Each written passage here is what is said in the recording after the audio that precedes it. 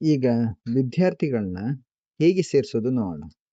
2 ತರದ ಮೆಥಡ್ ಇದೆ. ಒಂದೇ ಬೇರೆ ಬೇರೆ ಸಬ್ಜೆಕ್ಟ್ ಟೀಚರ್ಸು ಅವರೇ ಸೇರ್ಸ್ಕೊಂಡು ಹೋಗ್ಬೋದು.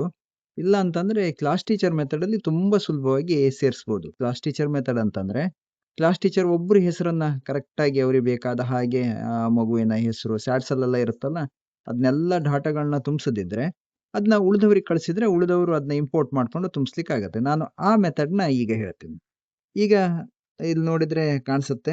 ನಾನು 10th ಕ್ಲಾಸ್ ಟೀಚರ್ ಇದ್ದೀನಿ ಇದರಲ್ಲಿ. ಸೊ, ನಾನೇನ್ ಮಾಡೋದಂತಂದ್ರೆ 10th ಮಕ್ಕಳ ಡೀಟೇಲ್ಸ್ ಅನ್ನ ಮೊದಲು ತುಂಬಿಸೋದು. ಏನ್ ಮಾಡ್ಬೇಕು? ಇಲ್ಲೊಂದು ಕಾಣಿಸುತ್ತೆ ನೋಡಿ. ಇದು ನೀವಾಗ ಹೋದ್ರೆ ಅದಕ್ಕೆಲ್ಲ ಹೋಗ್ಬೋದು. 10th ಗಾದ್ರೆ ಸ್ವಲ್ಪ ನೀವು ಅಂದ್ರೆ ಕ್ಲಾಸ್ ಟೀಚರ್ ಆದ್ರೆ ಒಂದ್ ಸ್ವಲ್ಪ ಒಳಗಡೆ ಹೋಗ್ಬೇಕಾಗತ್ತೆ. ಅಲ್ಲಿ ನಿಮ್ಮ ಮಕ್ಕಳ ಇಡೀ ಡೀಟೇಲ್ಸ್‌ಗಳನ್ನ ತುಂಬಿಸ್ಲಿಕ್ಕೆ ಅವಕಾಶ ಇದೆ. ನೀವು ಕೆಳಗಡೆಗೆ ಕಾಣಿಸುತ್ತಲ್ಲ ಅಲ್ಲಿ ಮೋರ್ ಅಂತ ಅಂದ್ಕೊಂಡು, ಅದನ್ನ ಒತ್ತಬೇಕು. ಇಲ್ಲಿ ವೆರಿ ಇಂಪಾರ್ಟೆಂಟ್ ಅದು ಹೆಚ್ಚಾಗಿರೋದೆಲ್ಲ ಅಲ್ಲೇ ಇದೆ. ಮೋರ್ ಅನ್ನ ಒತ್ತಿದಾಗ ನಿಮ್ಗೆ ಏನಾಗತ್ತಂತಂದ್ರೆ, ಅದು ಸೀದಾ ಇಲ್ಲಿ ಸ್ಟೂಡೆಂಟ್ ಡೀಟೇಲ್ಸ್‌ಗೆ ಹೋಗ್ತಿದೆ ನೋಡಿ. ಇಲ್ಲಿ ನಿಮ್ಗೆ ಕಾಣಿಸುತ್ತೆ ನೋಡಿ. ಸ್ಟೂಡೆಂಟ್ ಡೀಟೇಲ್ಸ್ ಅಂತ ಇದೆಯಲ್ಲ, ಅಲ್ಲಿಗೆ ಹೋಗಿ ಕಾಣಿಸುತ್ತೆ. ಅಲ್ಲಿ ನಿಮ್ಗೆ ಒಂದು 2, 3 ಆಪ್ಷನ್ಸ್ ಇದೆ. ಈಗ ಸ್ಟೂಡೆಂಟ್ಸ್ ಅಂತ ಇದೆ, ಇಂಪೋರ್ಟ್ ಸ್ಯಾಟ್ ಸೆಕ್ಷನ್ ಅಂತ ಇದೆ, ಸ್ಟೂಡೆಂಟ್ 1, 2 ಅಂತ ಅಂದ್ಕೊಂಡೆಲ್ಲ ಹೆಸರಿದೆ. ಹೆಚ್ಚಿನವ್ರು ನನಗೆ ಕೇಳ್ತಾ ಇದ್ರು. ಅಂದ್ರೆ 40ಕ್ಕಿಂತ ಜಾಸ್ತಿ ಸೇರ್ಸಕ್ ಆಗೋದಿಲ್ವಾ ಹಾಗೆಲ್ಲ ಅಂತ ಕೇಳ್ತಾ ಇದ್ರು. ಈಗ 40 ಅಲ್ಲ, ನೀವು 100ಕ್ಕಿಂತನೂ ಜಾಸ್ತಿ ಸೇರ್ಸ್ಕೊಂತ ಹೋಗ್ಬೋದು. ಅದು ಹೇಗ್ ಮಾಡೋದು?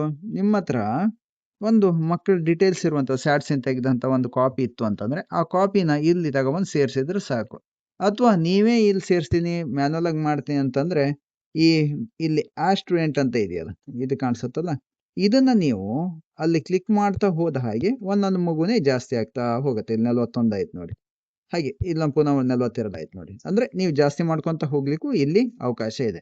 ಅಂದ್ರೆ ನೀವು ಎಷ್ಟು ಸ್ಟೂಡೆಂಟ್ಸ್ ಬೇಕಿದ್ರು ಸೇರಿಸಬಹುದು. ಇದು ಒಂದೊಂದೇ ಸ್ಟೂಡೆಂಟ್ ಅನ್ನ ಈಗ ಇಲ್ಲಿರುವಂತ ಸ್ಟೂಡೆಂಟ್‌ಗಳ ಹೆಸರು ಮೇಲ್ಗಡೆ ಕ್ಲಿಕ್ ಮಾಡಿದ್ರೆ ಅಲ್ಲಿ ನಿಮ್ಗೆ ಕಾಣಿಸುತ್ತೆ. ಅಲ್ಲಿ ನೀವು ಟೈಪ್ ಹೊಡ್ಕೊಂತ ಹೋಗ್ಬೋದು. ಮೊಬೈಲ್ ನಂಬರು, ಸ್ಟೂಡೆಂಟ್ 1 ಅವನ ಅವನು ಯಾವ ಹುಡುಗನ ಹುಡುಗಿ ಅಂತ ಅಂದ್ಕೊಂಡು, ಕ್ಯಾಸ್ಟ್ ಯಾವ ಜಾತಿಗೆ ಸೇರಿದ ಅಂತ ಅಂದ್ಕೊಂಡು, ಹೀಗೆ ಇಲ್ಲಿ ಇರುವಂತ ಬೇಸಿಕ್ ಡೀಟೇಲ್ಸ್‌ಗಳನ್ನ ಸೇರಿಸಬಹುದು. ಇದ್ರಲ್ಲಿ ಎಲ್ಲಾನು ಸೇರಿಸಬೇಕಾ?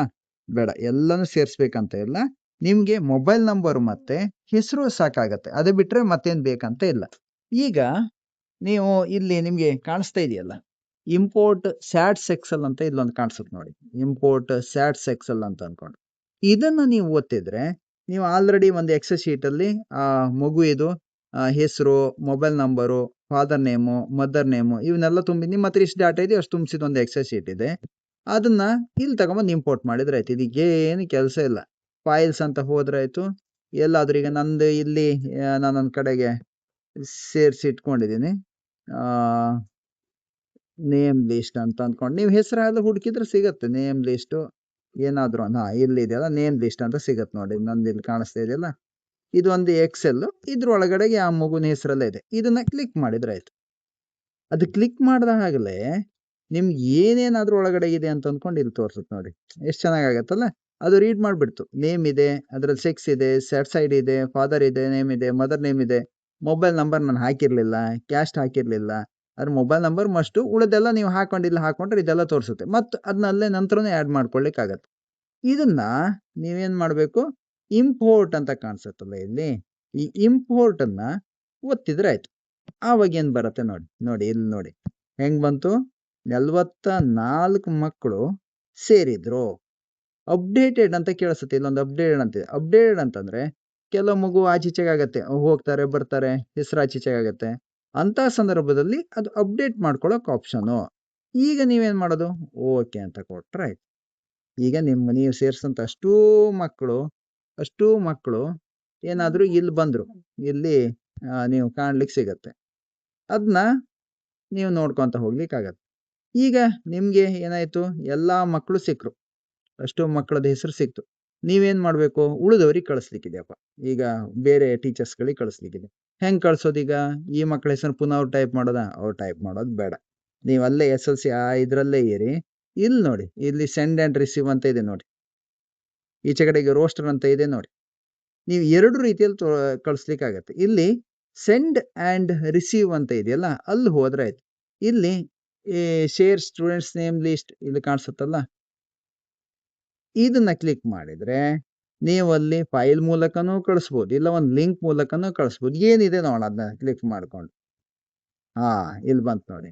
ಈಗ ಇಲ್ಲಿ ಏನಾಯ್ತು, ಸೆಂಡ್ ಇನ್ ವಾಟ್ಸಪ್ ಅಂತ ಇದೆ ನೋಡಿ. ಆ ಮಕ್ಕಳು 44 ಸ್ಟೂಡೆಂಟ್ಸ್ ಇದ್ದಾರೆ ಕ್ಲಾಸ್ 10 ಅಲ್ಲಿ. ಈ 44 ಮಕ್ಕಳಿದ್ದಾರೆ. ಈ ಮಕ್ಕಳನ್ನ ವಾಟ್ಸಪ್ ಅಲ್ಲಿ ನೀವು ಕಳಿಸ್ತಿರೋ, ಅಥವಾ ಬೇರೆ ಯಾವ್ದಾರು ಆ್ಯಪ್ ಅಲ್ಲಿ ಕಳಿಸ್ತಿರೋ, ಅಥವಾ ಕಾಪಿ ಮಾಡ್ತಿರೋ ಲಿಂಕನ್ನು ಕಾಪಿ ಮಾಡ್ಕೊಂಡು ಬೇರೆ ಎಲ್ಲರೂ ಪೇಸ್ಟ್ ಮಾಡ್ತಿರೋ, ಫೈಲ್ನ ಸೇವ್ ಮಾಡ್ತಿರೋ, ಹೆಂಗಾದ್ರೂ ಮಾಡ್ಬೋದು. ಬೆಸ್ಟ್ ಮೆಥಡ್ ಸೆಂಡ್ ಇನ್ ವಾಟ್ಸಪ್. ನಾನು ಸೆಂಡ್ ಇನ್ ವಾಟ್ಸಪ್ ಅಂತ ಮಾಡ್ತೀನಿ. ಸೀದಾ ವಾಟ್ಸಪ್ಗೆ ಹೋಯ್ತು ನೋಡಿ, ಏನು ಕೆಲಸ ಇಲ್ಲ. ಇಲ್ಲಿ ನಾನು ಯಾವ್ದಾದ್ರು ಒಂದು ನಂಬರ್ ತಗೋತೀನಿ. ಇಲ್ಲಿದ್ದಂಥ ನಂಬರ್ನ ಚೂಸ್ ಮಾಡ್ತೀನಿ, ಕಳಿಸ್ತೀನಿ ನಾನು. ಕಳಿಸ್ತೀನಿ. ಈಗ ಈ ಥರದೊಂದು ಲಿಂಕು ಹೋಯ್ತು. ಆ ಲಿಂಕಲ್ಲಿ ಎಲ್ಲ ಇದೆ. ಇದನ್ನು ಸೆಂಡ್ ಮಾಡಿದ್ರೆ ಆ ಮಕ್ಕಳು 44 ಮಕ್ಕಳಿದಾರಲ್ಲ, ಈ ಲಿಂಕಲ್ಲಿದೆ. ಈ ಲಿಂಕನ್ನು ಅವರು ನಿಮ್ಮ ಕ್ಲಾಸಲ್ಲಿ ಬೇರೆ ಸಬ್ಜೆಕ್ಟ್ ಟೀಚರ್ಸ್ ಇದ್ದಾರಲ್ಲ, ಅವರು ಇದ್ರ ಮೇಲೆ ಕ್ಲಿಕ್ ಮಾಡಿ, ಈ ಅಪ್ಲಿಕೇಶನ್ ಹಾಕೊಂಡಿರ್ಬೇಕು ಅವರು. ಇದನ್ನ ಕ್ಲಿಕ್ ಮಾಡಿದ್ರು ಅಂತಂದ್ರೆ ಅವರಿಗೂ ಅಷ್ಟು ಹೆಸರುಗಳು ಏನಾಗತ್ತೆ ಅಂತಂದ್ರೆ ಬರುತ್ತೆ. ಈಗ ನೀವು ಅವ್ರು ಪುನಃ ಅದನ್ನ ಟೈಪ್ ಹೊಡಿಬೇಕಂತ ಇಲ್ಲ, ಅದಷ್ಟು ಹೆಸರುಗಳು ತನಗೆ ಬರ್ತಾ ಹೋಗುತ್ತೆ. ಓಕೆ, ಅದನ್ನ ನಾವು ಒಂದ್ಸಲ ಚೆಕ್ ಮಾಡ, ಅದೀಗ ಮತ್ತೆ ಹೇಗೆ ಬರುತ್ತೆ ಅಂತ ಅಂದ್ಕೊಂಡು ಚೆಕ್ ಮಾಡ. ಇದೊಂದು ಬೇರೆ ಕ್ಲಾಸ್ ಸಬ್ಜೆಕ್ಟ್ ಟೀಚರು, ಅವ್ರ ಹತ್ರ ಈಗ ಕ್ಲಾಸ್ 10 ಇದು ಮಕ್ಕಳ ಡೀಟೇಲ್ಸ್ಗಳಿಲ್ಲ, ಹೆಸರುಗಳಿಲ್ಲ. ಅವರು ಟೈಪ್ ಹೊಡಿತಾ ಕೂತ್ಕೊಳ್ಳೋದು ಬೇಡ. ಅವಾಗ ಹೇಳ್ದ ಹಾಗೆ ಅವ್ರೇನ್ ಮಾಡ್ಬೇಕು, ನೀವೇನ್ ಮಾಡಿದ್ರಿ ಅವ್ರಿಗೆ ಕಳ್ಸಿದ್ರಿ. ಈಗ ನಾನು ಅವಾಗ ಕಳ್ಸಿದ್ನಲ್ಲ, ಹಾಗೆ ಕಳ್ಸಿದ್ದೆ. ಇದು ಲಿಂಕ್ ಅವ್ರ ಹತ್ರ ಇದೆ. ಅವ್ರು ಏನ್ ಮಾಡ್ಬೇಕು ಅಂತಂದ್ರೆ ಸೀದಾ ವಾಟ್ಸಪ್ಗೆ ಹೋಗೋದು. ಇಲ್ಲಿಗ ನೋಡಿ, ಇದಕ್ಕೆ ನಂಬರಿಗೂ ಸಂಬಂಧ ಇಲ್ಲ. ಇಲ್ಲಿಗ ಅವ್ರಿಗೆ 40 ಸ್ಟೂಡೆಂಟ್ಸ್ ಅಂತ ಇದೆ. ಅವ್ರು ಏನು ಹೆಚ್ಚು ಕಡಿಮೆ ಮಾಡೋದು ಬೇಡ, ಏನು ಬೇಕಾಗೇ ಇಲ್ಲ. ಅದನ್ನ ಸೀದಾ ಏನ್ ಮಾಡೋದು, ಅವರ ವಾಟ್ಸಪ್ಪಿಗೆ ಹೋಗೋದು. ವಾಟ್ಸಪ್ಪಿಗೆ ಹೋಗ್ಕೊಂಡು ಅಲ್ಲಿ ಆಗ ಕಳಿಸಿದಂತ ಲಿಂಕ್ ಇದೆಯಲ್ಲ, ಆ ಲಿಂಕ್ ಮೇಲೆ ಜಸ್ಟ್ ಟ್ಯಾಪ್ ಮಾಡೋದು. ಇದೀಗ ನಾನೀಗ ಕಾಣಿಸ್ತಾ ಇದ್ದಿಲ್ಲ, ಇಲ್ಲಿ ನಾನಿಲ್ಲಿ ಕ್ಲಿಕ್ ಮಾಡ್ತಾ ಇದ್ದೆ. ಈಗ ಏನಾಗತ್ತೆ ನೋಡಿ. ಈಗ ಇಲ್ಲೊಂದು ಡೈಲಾಗ್ ಬಾಕ್ಸ್ ಬಂತು. Please confirm import share data class list 44 students class 10 import ನಾವು ಒತ್ತಿದ್ರಾಯ್ತು. ಪುನಃ ಇಂಪೋರ್ಟ್ ಕ್ಲಾಸ್ 10 44 ಜನ.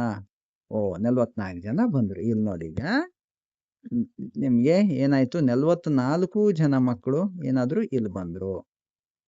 ಅವರು ಮತ್ ಪುನಃ ಟೈಪ್ ಹೊಡೆಯೋ ಯಾವ ಅವಶ್ಯಕತೆಗಳು ಇಲ್ಲ.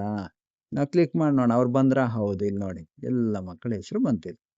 ಅವರು ಮಾರ್ಕ್ಸ್ನ ಎಂಟ್ರಿ ಮಾಡ್ಕೊಂಡು ಸೆಂಡ್ ಮಾಡೋದು ಇದೇ ಮೆಥಡ್ ಅಲ್ಲಿ. ಈಗ ಮಾರ್ಕ್ಸ್ ಎಂಟ್ರಿ ಆದ್ರೂ ಸಹ ಇಲ್ಲಿ ಲಾಸ್ಟಿಗೆ ಇದೇ ಇದೆ, ಸೆಂಡ್ ಟು ಕ್ಲಾಸ್ ಟೀಚರ್ ಅಂತ ಇದೆಯಲ್ಲ, ಅವಾಗ ಮಾಡಿದ್ನಲ್ಲ ಹಾಗೆ ಅದನ್ನ ಒತ್ತಿದ್ರೆ ವಾಟ್ಸಪ್ ಅಲ್ಲಿ ಅದನ್ನ ಸೆಂಡ್ ಮಾಡಿದ್ರೆ ಆಯ್ತು. ಸೊ ಎಲ್ಲಾ ಸಬ್ಜೆಕ್ಟ್ ಟೀಚರ್ಸ್ ಏನ್ ಮಾಡ್ಬೋದು, ಇದನ್ನ ಇಟ್ಕೊಂಡು ಅವರು ಮಾರ್ಕ್ಸ್ನ ಎಂಟ್ರಿ ಮಾಡ್ಕೊಂಡ್ರಾಯ್ತು.